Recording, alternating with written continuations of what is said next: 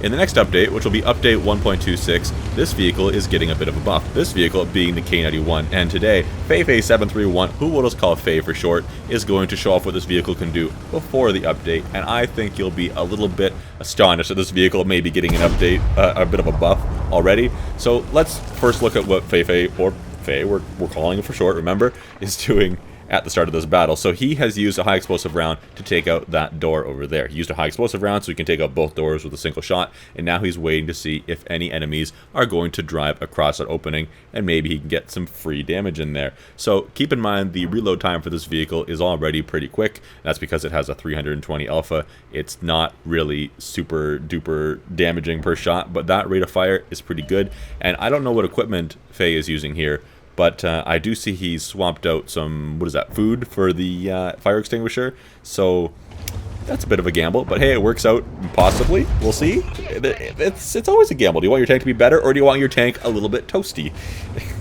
I always go for the, I like my marshmallows not toasted approach, but hey, you do you. So in the next update, this vehicle is going to have a 0.6 second less reload time, and that's going to be fairly substantial. This thing's going to be firing off shells like crazy every 5.7 seconds before any food, before any crew skills, before any equipment, stuff like that. And one of the other substantial things you may notice, if you can see it in the bottom left corner of this picture here too, this turret does not rotate 360 degrees. But in the update, it's going to. So now you're going to have a vehicle that is arguably already really good. It's going to be buffed even more. I have a friend of mine, TB Rays, you've probably seen him around on here a couple times. He is kind of blown away by the fact that this vehicle is getting an update because it does not need it, in his opinion. I've yet to play it. I'm going to play it after this update. I'm going to grind my way through it. I think I have the tier 8 researched. And we're just going to see what happens, and I believe the rest of the line is also getting a buff with it, along with the M48 patent and the Batchat 25T. So I might have to try the Batchat 25T as well. M48 patent I don't have too much interest in, but you know, it might happen eventually. I don't play this game as much as I used to, still a fair bit, but the grinding has been pretty slow the last few years. And this BZ75, I'm kind of surprised the Fei didn't go for a tracking shot. Looked like he was just trying to get some damaging shots in there, and he was even aiming at, there he is again, taking out a door with a high explosive round to try to get that better line of sight and better line of shootiness. So that BZ there, he tanked a few shots. Fei didn't really aim them too well, in my opinion, but hey, that's the least I can say. He is doing a bit of camping here at the beginning. Don't worry, things will get more exciting. When I first saw him driving back here to this camping spot, sitting beside the artillery, I was thinking, oh no, it's one of those battles. It's one of those battles, oh no. And to some degree, it kind of is, but really, what he ends up pulling off here is quite impressive. So note that he has 300 damage to his name so far. Just that one shot at the beginning, which I think was on the mouse gen. Yeah, it was. And, well, now he's sitting at the back, and we're 3.5 minutes into this battle, and he's done nothing. That's not a very great start, is it? And you can look at his team. His team is starting to kind of fall apart from what I see on the minimap. But here comes that BZ. BZ tanking a shot with a side once again. But now the BZ is going to do something that I don't quite understand why he's doing that. He's going to sit here with his soft butt to Fei, and Fei is just going... Let's keep this PG. Fei is going to teach that BZ why you shouldn't do that. And again, still sitting there with his butt towards Fei. Fei is just going to keep putting a shell into that every 6 seconds or so, and there goes most of his hit points in a very short period of time. There's a few points here where Fei doesn't have a good shot at the BZ, and he just goes, okay, Tiger Mouse, I'll hit you instead, and is now picking that Tiger Mouse down to a very low amount of hit points, and maybe he could have got the final shot in there on that Tiger Mouse, but hey, we'll revisit that Tiger Mouse a little bit later. But hey, look at this for now. We have the Vickers coming in hot, and that could be a problem. So Fei has decided, you know what, I'm going in after you. I'm going to miss his first shot, but I'm going in after you, and he is on a mission. Look at this. Going in for the ram, it looks like. I'm not sure if that's wise or not. He actually does a little bit more damage to himself than he does to the Vickers, so perhaps not a good decision there for the basic trade, but I think that getting this Vickers out of there quickly before Fei starts getting shot in the back, which could have been a concern by the Tiger Mouse, by the T-30, by the Yog Tiger, by that BZ is somewhere around there still. So getting that Vickers out of there, getting the line of sight broken off of Fei is probably not a terrible idea, and if it costs him an extra 100 hit points in that trade, then perhaps let's do that. Now, it took a second. Look at that shot. That shouldn't have hit. Fei seemed to take a second to realize that he had a shot on the Yog Tiger, but oh well, sorta.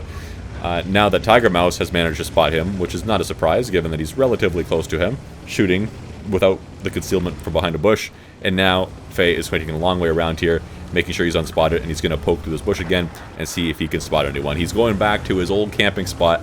He's going to sit here and be a little bit boring for a moment, but we can forgive him given that he has already done 4,000 damage. I feel like just a minute ago I said he's done 300 damage, and now he went and attacked that Vickers, put a couple shots into the BZ, more than a couple shots into the BZ, a couple into the Tiger Mouse, one into the Yog Tiger, and now he is just racking up the damage. And here comes the Yog Tiger. The Yog Tiger's on a mission. He's like, you know what? I saw that Vickers had a really terrible time, had the worst idea ever, and got himself killed. So I'm going to do the exact same thing, but in a slower vehicle, and my armor means pretty much nothing at this tier.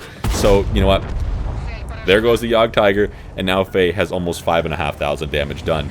So that went from the first 3.5 minutes being basically no damage done to the next, call it 3.5 minutes, doing a crap ton of damage. This Tiger Mouse has got himself spotted. Tiger Mouse must realize, hey, this K-91 is obviously the thing spotting me. I know he's back up here in the bushes, so I should definitely stay in cover and not drive myself forward and get shot in the side, because a one shot for the K-91 will kill me. But no, he's just going to sit in the open. He was focusing on that Minotauro way too much, not paying attention, and the T-30 is a little bit oblivious to what's going on here too, which is a little bit more understandable than the Tiger Mouse.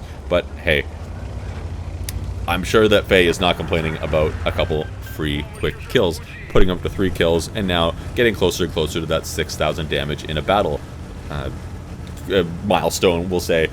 So now he's realized, and he probably should have a little bit earlier, but it's kind of worked out for him, that he needs to get in there. He needs to help out his team. The Minotauro there is in deep trouble against this other vehicle that is, well, the Mousechin has now killed him, and the Mousechin has a lot of hit points remaining. So if I were Faye right now, I would rush in there. I look at the mini-map, I don't see any other enemy vehicles nearby. I would rush in there and sit beside the Mousechin and shoot the Mousechin side. But instead, Faye is going to sit here in front of the Mousechin, take a shot, which is to be expected. I would have expected to take one anyway, regardless of what I did here.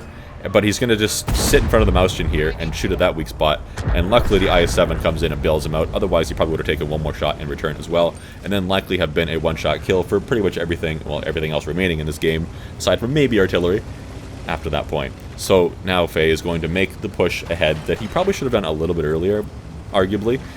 There's a little bit too much camping in this one for me, to be honest. I kind of cringe at that a little bit, but I mean, it's hard to argue when you're getting 6,700 damage and it looks like your team is winning, right? So, to each their own, I suppose. So he's going for artillery by the looks of it. He's kind of staying a little bit safe from the Leo and the E100. He's got a few buildings kind of between the mound of dirt to his left as well.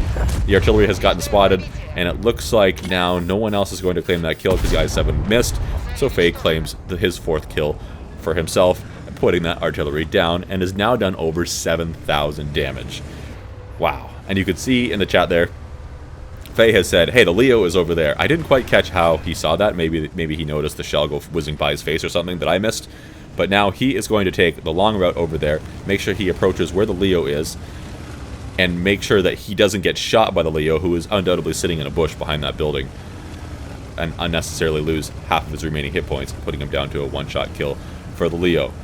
This E100, not too sure where he's gone off to. You can see the rest of Faye's team kind of trying to find him very cautiously, but luckily Faye's team has the advantage, and it's now a 5 versus 2 in this situation. And let's see if Faye can locate the Leo. He does. The Leo has shot Faye, and now Faye is a one-shot kill for everything remaining. And is he going to poke around this corner? Oh, he will after he waits for the Leo to fire. The Leo has taken a shot. Faye isn't going to play the can I out-reload him, and is he paying attention game. He's going to wait for that Leo to fire again.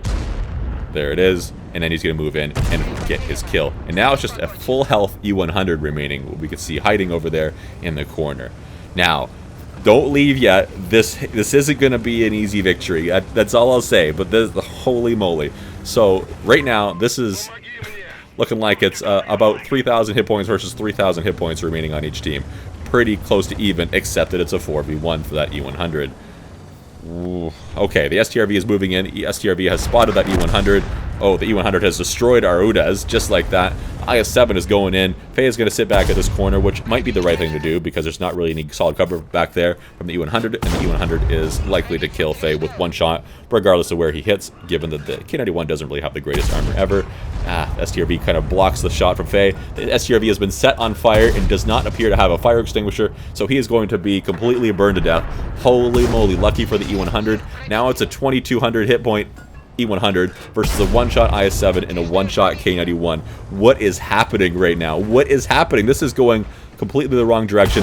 Faye is trying to put shots in. The E100 keeps looking at Faye, and Faye needs to be extremely cautious, because if he takes one hit, he is doomed. So Faye is just waiting for the E100 to look at the IS-7, and then he's pulling back and trying to put a shot into the E100 and use his DPM as much as possible.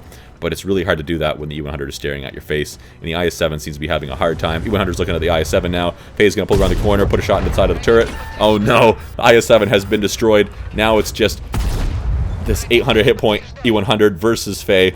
Faye is a one-shot, and he needs to put several more hits into the E100. There we go, 574 hit points remaining. That's probably going to be 2 more shots. Can he get another one in here sneakily? No, he can't. Now he's got to run and try to make a new plan. But where is Faye going to go? Obviously that E100 knows roughly the direction that Faye is heading right now, as he is still spotted for the moment. And Faye is, well, he's not going to have much choice. He's going to sit back here where this Leo was previously and try to bunker down behind this building, behind these bushes, see if he can do something sneaky, see if he can try to take advantage of the fact that he's a medium tank fighting a big, dumb, not really dumb, but slow, blind-ish heavy tank. And is this bush going to be enough? Is this going to be far enough away for the E100 to not be spotted? Probably not. Faye has put one into the E100. He only needs to put one more penetration in, and then he'll have won this battle. But the same goes to that E100. It's whoever penetrates this next shot is going to be the winner of this battle. Faye has got himself unspotted. He's now going to pull around. He's going to take his time aiming. And oh no! Heartbreak! Wow! Faye did over 10,000 damage this battle, and that E100 clawed back from the 1v4, and just the bush wasn't enough to hide Faye. What a disappointment. Faye, given that he took a while to aim that shot, obviously assumed that he was going to be hidden behind that bush. But, man, that E100's heat round right through the front of Faye's turret just was not enough. Goes to show, too, the K-91 doesn't really have spectacular armor. But given that what you've seen in this battle, do you feel that the K-91 needs the buff, the reload time buff, and the full 360-degree turret rotation buff that it's going to be getting in this update? I think the jury's kind of out on that one. I'm not sure how I feel, but I'm definitely going to go play the K-91 shortly after this, as soon as I can get my hands on it, and try to take advantage of it before, potentially, Wargaming realize, oh, we've made a mistake buffing this thing. Let's nerf it back into the ground, back to kind of where it was before. Anyways, guys, thanks for watching. I'll see you next time.